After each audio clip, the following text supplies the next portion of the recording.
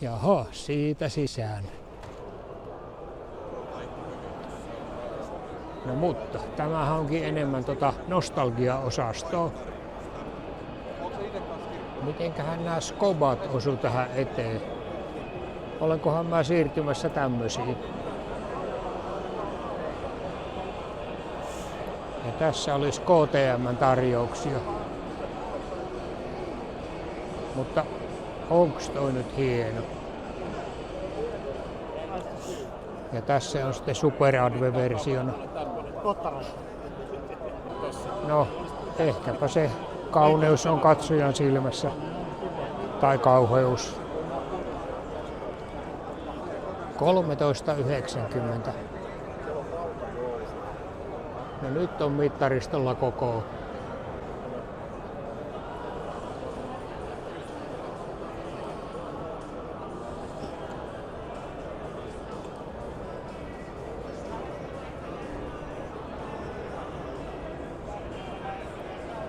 Dunloppi. Oiskohan tästä kumiksi? Ja siinä olisi 390 Adve. Ei, onhan se 890.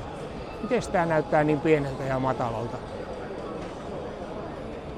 Tässähän voisi olla peli. Tuohon naamatauluunkin on jo ennättänyt vähän tottua. Tässä voisi olla aineesta. Jokohan ne on saanut ne mittaristo-ongelmat ja nokka-akselit korjattua. Tai siis niiden voitelun. Ja siinä on pykälää pienempi versio samasta aiheesta. Onkohan se ihan järkevää pitää 790 ja 890 molempia? Mutta näissä taitaa olla kyllä varustelussa eroa. Siinä on 890 eri muoveissa ja on näköjään kytkin koppa vähän eri valua, kun siinä on tuo logo. 20 hinta. No mikä ettei. 990 R. Mutta kattokaa tätä matkustajan paikkaa. Tämähän on kyllä loistava. Ainakin näkee hyvin eteenpäin. Jaha, siinä on 900 koneen ympärille tehty tämmönen R-versio. Jaa, tää onkin viimevuotinen 2025. 16 tonnia. Aika iso tuo kaasusäiliö. Esa. Jaa, tässä onkin säätyvä jousitus.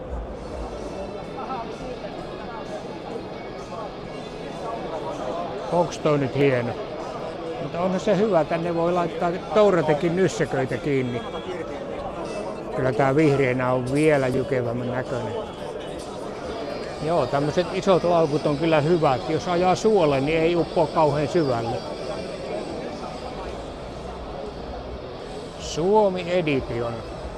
Onkohan nuo kumit nyt ihan soralle ole parhaat mahdolliset? Nostalgia-osasto, mutta olisi tää minusta saanut olla kyllä Twin. NT 1100 tämmöisenä yön sinisenä. Aika hieno väri. Hondan osasto näyttää verraten autiolta. Mutta täällä ei taida olla sitä V3 Protoa näytillä. Ei ole ainakaan osunut silmään. Se on kyllä pettymys. Sen olisi halunnut nähdä. Tää onkin mulle ihan uusi genre. Adventure Scooteri.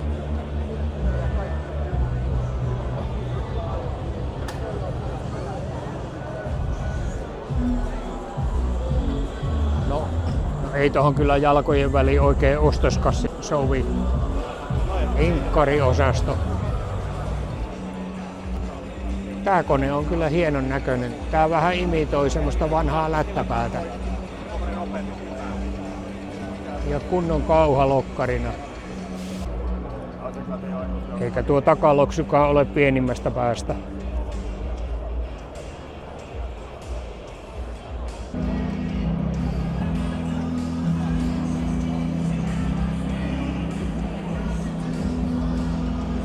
Kawasakilla näyttääkin olevan parempi edustus täällä nostalgia-osastolla.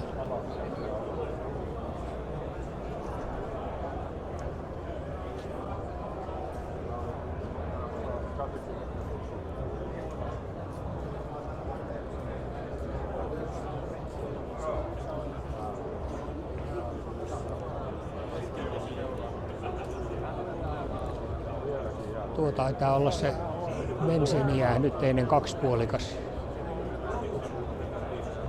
Ja siinä on se seiskapuolikas. Varusteisiin ei kuulu ajo-ominaisuudet. Kello on 11:30 ja tupa rupeaa olemaan täynnä. Ois pitänyt tulla vähän aikaisemmin.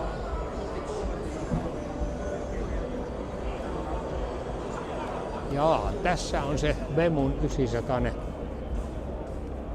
matkaenska. Ihan asiallisen näköinen noin päällisin puoli. Shifteri näyttää oleva varmaan kumpaakin suuntaa. 4-puolikas CF-moto. Märkäpaino 185. No se on aika kohtuullinen. Mutta epäilenpä, että noinkohan tulee äiteitä ikävä nopealla soratiellä. No, siinä oli CF-moton tonninen. Katsotaanpas mitä noita tietoja on.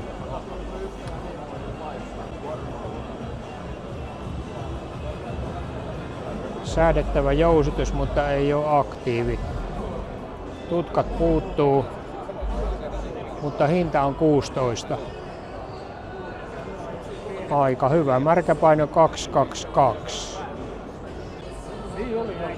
Ei hassumpi. Ja siinä olisi 800 versio CF-motosta.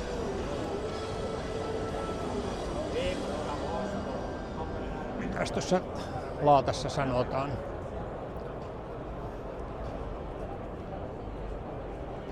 231 märkäpaino. Onko tää muka painavampi kuin tonninen? Joo, tuo tonninen on 10 kiloa kevyempi ja siinä on maavaraa 24 senttiä ja tässä on 19 senttiä omituista. Ja tässä on toinen versio tuosta 800-sesta. Tää on vähän kevyempi ja isompi tankki. Outoa. Jaha. Tässä on sama polttoainetankkiratkaisu kuin Kotarissa. Se on hyvä, painopiste jää alemmas.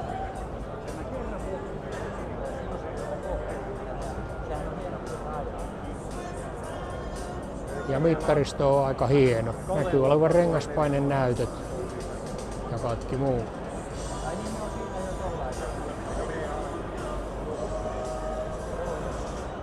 No tää ei kyllä tohon 15 ole paha hinta.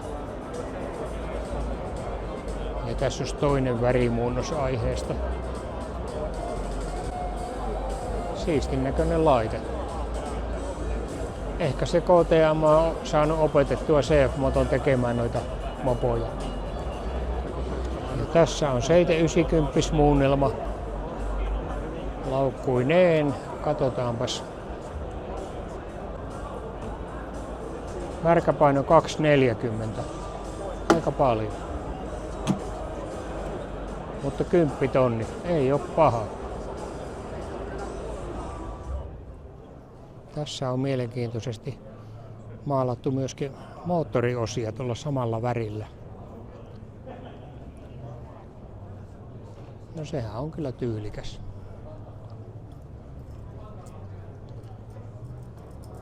Ja siinä solmu pakoputkessa. No siinä on harvinainen laite. Ilmajäähy V8.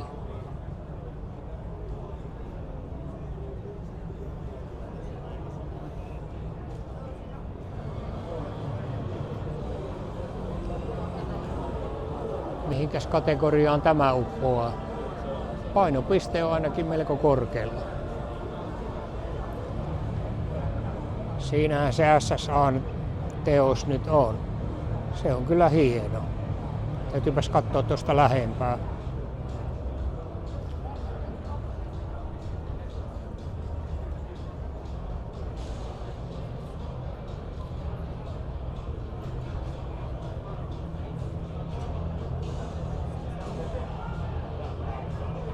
Siitähän tuli ihan näyttelykampe.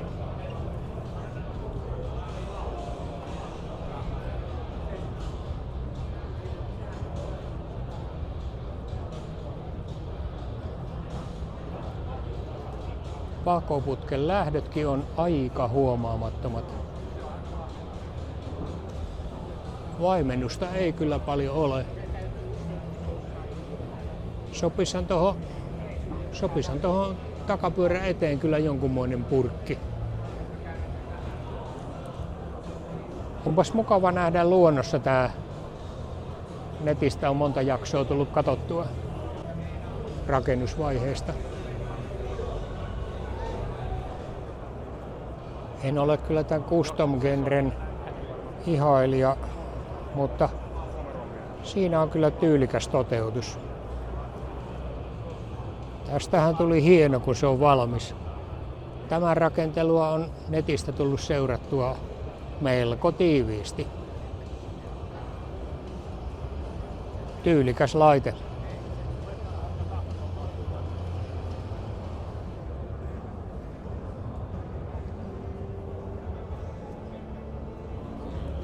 Tässähän on mielenkiintoinen rakennelma. Näyttäisi olevan CX500 koneen ympärille tehty.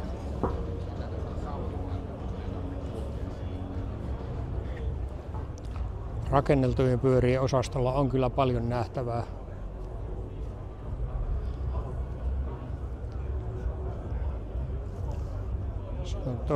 Suzuki, siinä on tosi nätti maalaus. No löytyyhän täältä tämä RM Heino-osasto. Se olikin aivan yllättävästi täällä perukoilla. No siinä olisi se V2S. Kohtalainen kandidaatti. Ja siinä oli se astetta tiukempi supermoto.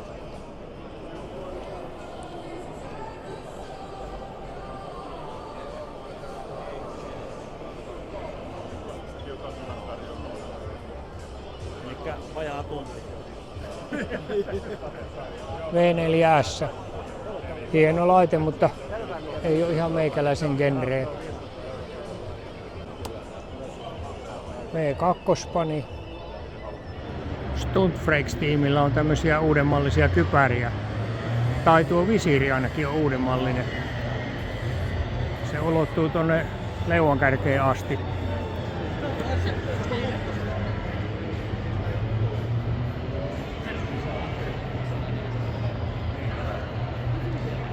Ei hassumpaa. Kuka vaan tykkää. Suzuki. –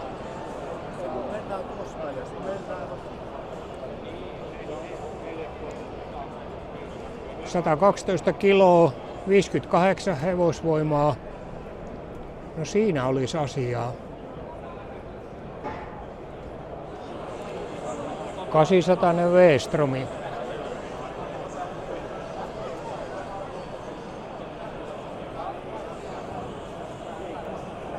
Tämä on saanut paljon kehuja.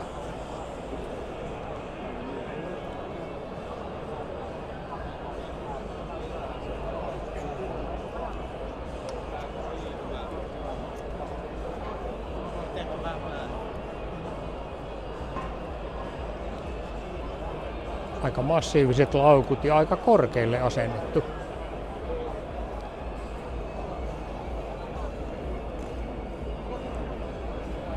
Mutta se hyvä puoli tuossa asennuksessa on, että ei tarvi änkän takia tehdä koloa tuohon sivulaukkuun. Tää taitaa olla sitten kilpiversio 38. Aika paljon miedompi. Suzukin räärääpyörä 203 kiloa. Ei paha.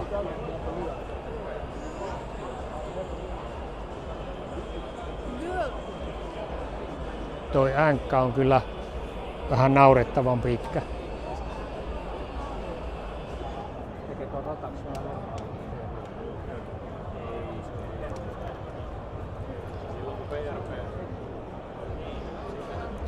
No, tää onkin touring varusteltu. No, jos toiminta matkaa ajattelee, niin mihin noita laukkuja tarvitaan? Pan American. Ei ole markkinoilla ihan varauksetonta tunnustusta saanut tämä malli. Talaria.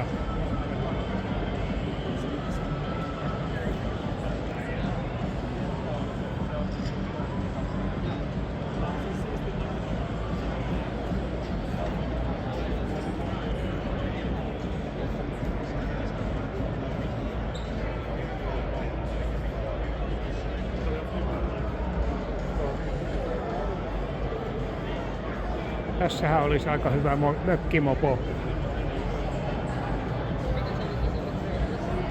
Mahdollisia niin.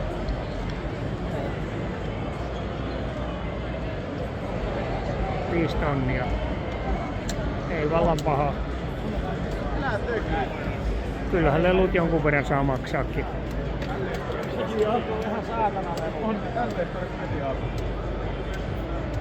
Ja siinä olisi 3600. Tämähän voisi olla aika hyvä.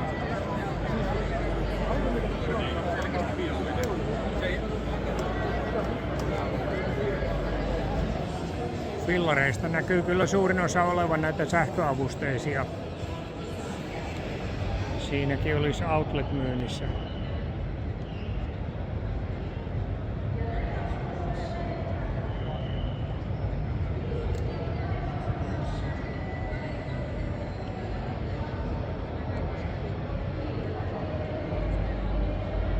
Ja siinä nopein ehtii.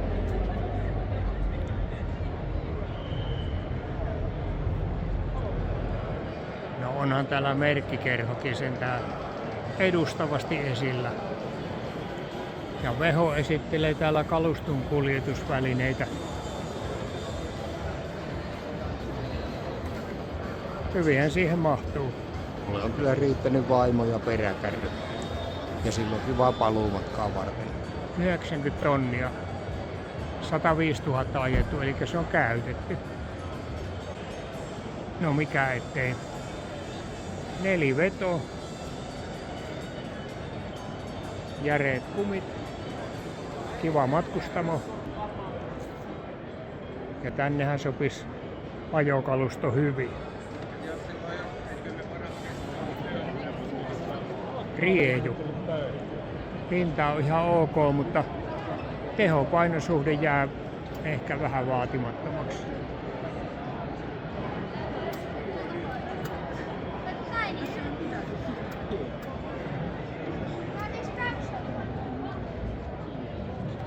Tässähän voisi olla edullinen peli kannon kiertämiseen.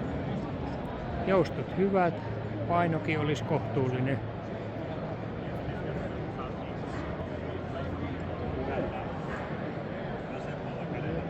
Aika reilun kokoinen näyttö. No mikä ettei. 557. Tässä olisi 2-mukinen, vähän pienempi koneinen matkamalli.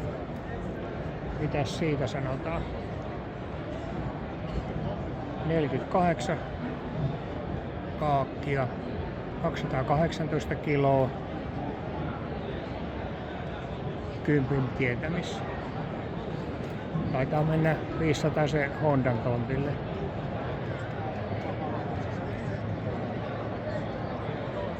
Rukalla on aika mittava osasto. Kävin sen jo kiertämässä, niin oli siellä aika hyvä tarjous tuosta Aramen nahkapuvusta. Noin puoleen hintaan tai jopa vähän alle. Lukumääräisesti enitenhän täällä näyttäisi olevan käytettyjä. Tuolla oli rintajouppia, tässä on Motored ja sitten Nettimoto oli tuolla myöskin. Siinä olisi Desert X. Hyvät teippaukset.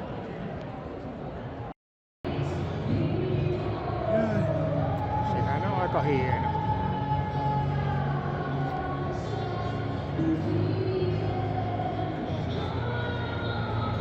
Tonninen klassikko.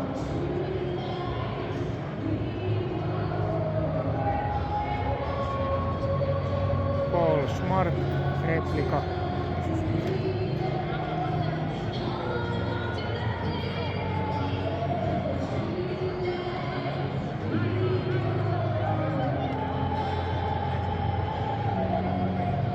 Menneiden aikojen tyyliä. Stuntfreaks-tiimillä on tämmöisiä uudenmallisia kypäriä. Tai tuo visiiri ainakin on uudenmallinen. Se ulottuu tonne leuankärkeen asti.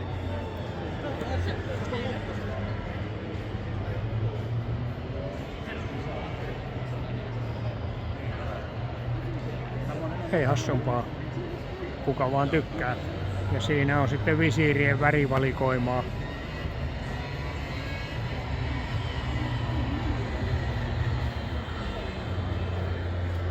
Ja näyttäisi niillä olevan tuossa myöskin tämmönen crossimalli.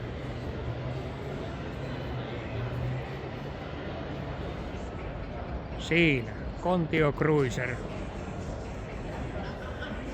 Ja tässä olisi tämmönen trike. Onko tää nyt sitten quad bike, kun tässä on 4 pyörää. Tässäkö se on sitten matkamotoristin tulevaisuus?